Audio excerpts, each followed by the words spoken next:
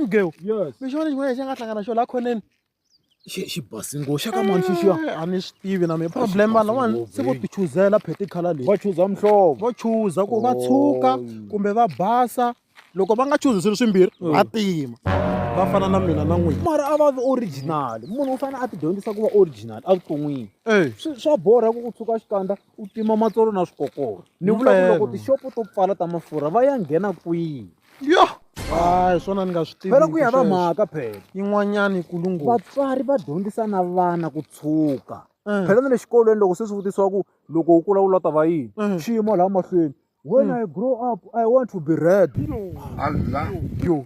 U lava ku tshuka. Phela hambi na le tirhweni loko u ya ka interview then mafurha ma hela loko se u ya tirhweni va ta ku hayi a hi wena hi nga ku interview. Se va tholi munhu un'wana. Va tholi munhu wa wrong. A nga ha yi kumi mali liya ya peceni. Hi swo swi endlaku na ku phela loko se hi lova ku ta ku na layini yikulu leyi hi ku Jesu a nge pfumela ku a wu tisanga swona. A ni ku register-angi u ri na muhlovo lowu a wu ri wa tima loko ni ku register. U yisi ku hi khala ya wena.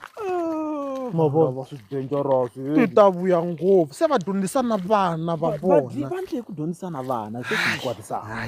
Vitana vena vanghana va ganyelile swikun'wani vananga. Helele mi ta swi vona na n'wina.